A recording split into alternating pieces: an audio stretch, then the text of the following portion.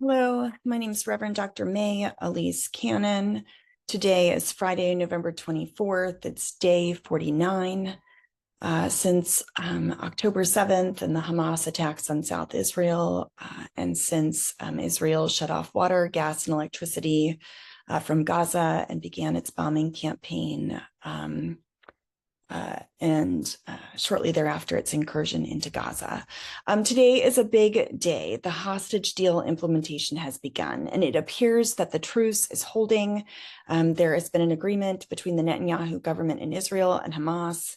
And today, the first round of hostages has been released. There's an expectation that more will follow, with the agreement being that 50 hostages would be freed over 4 days, while Palestinian prisoners would also be released in waves. There is the potential that after the 50 hostages are released, that the ceasefire that accompanies this agreement could be extended. For every 10 additional hostages, the ceasefire would be extended for a day. The 4-day truce started this morning. We have reports that attacks stopped around 7 a.m. local time. On Friday, it was quiet for the first time in weeks, where Gaza previously had seen heavy bombardment, artillery fire daily, as well as street fighting as ground troops advanced through neighborhoods in the north of Gaza. The last report of air sirens in Israeli towns near the Gaza territory came shortly after the truce took effect. So we're hopeful that this holds. We think this is a step in the right direction. We're very grateful for the release of the hostages. As of the time of this recording, I had not heard that the Palestinian prisoners have been released, but I do believe that they have been transported from Israeli jails to Ofer prison south of Ramallah. Their families are waiting for them outside of Ofer prison on the Ramallah side of the prison. And the Palestinian prisoners are set to be checked by the Red Cross and then released into the West Bank. As an accompanying part of the deal, there's supposed to be humanitarian assistance. And we did receive news that aid trucks began entering Gaza from Egypt about 90 minutes after the ceasefire began. 2 of the trucks, representing Egyptian organizations, had banners that said "Together for Humanity," and another said "For our brothers in Gaza." And not long thereafter, 4 tankers with fuel and 4 with cooking gas entered into the Gaza Strip from Egypt. The goal of this deal is that 300 trucks a day would increase the humanitarian aid, and we're grateful that that has begun. This is a good start, a cessation of the bombing, a cessation of the fighting, increased humanitarian aid, release of the hostages. This is what we've been calling for, but we have to have a permanent ceasefire, and we have to have diplomatic resolution to the core issues of the conflict. And so this is an opportunity for us to put on increased pressure and an increased call for a bilateral permanent ceasefire. And what we're hearing is that after this exchange of hostages, that is not going to be the case. I'll tell you more about that in a minute.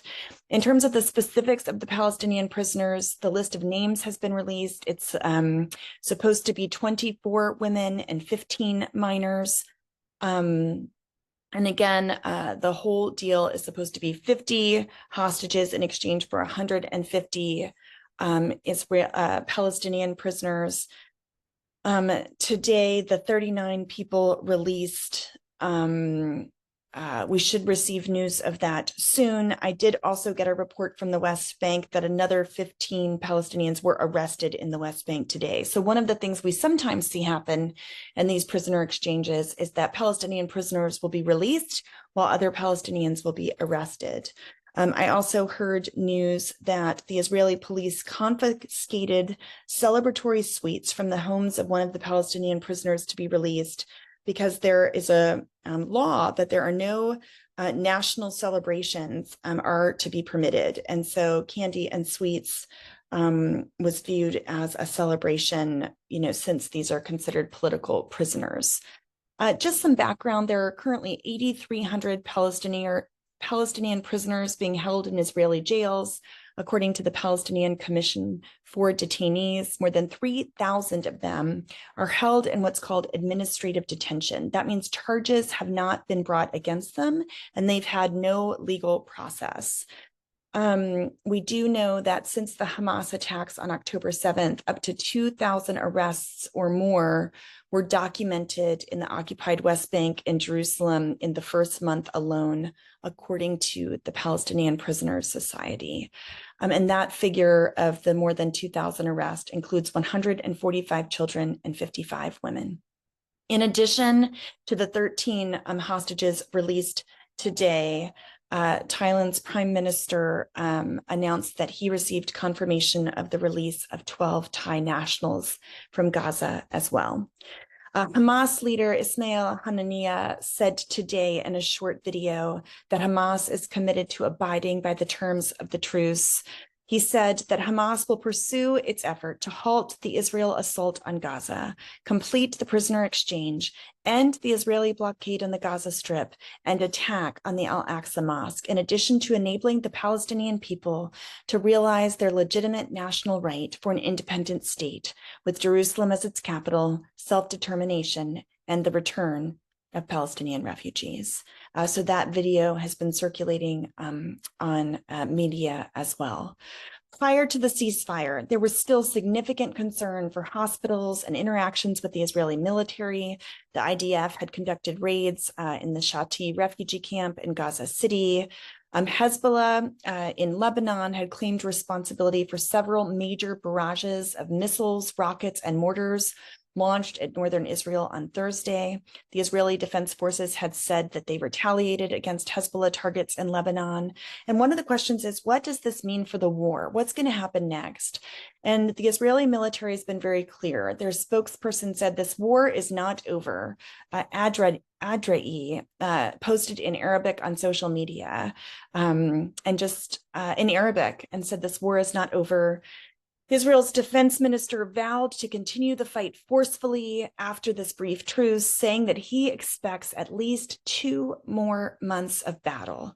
And even after this ceasefire and this exchange of hostages was agreed to, and this is important to understand, the agreement was made and then Israel heavily bombarded sites in Gaza on Thursday.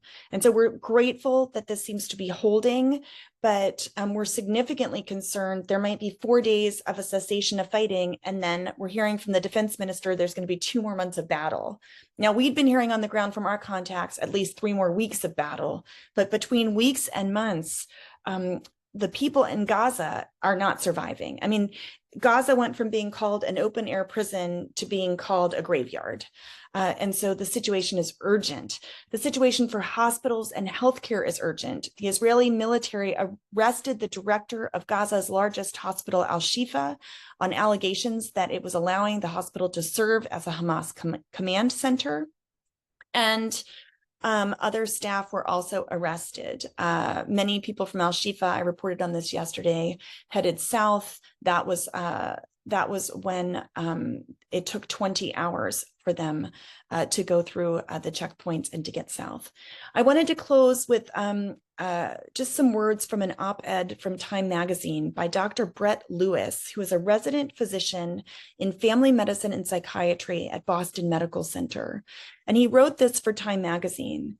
He said, on October 31st, Dr. Hammam Allo was the last nephrologist at Al-Shifa Hospital and the last nephrologist in Gaza.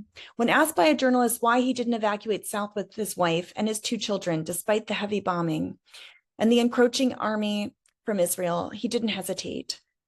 And if I go, who will treat my patients? We are not animals. We have the right to receive proper health care.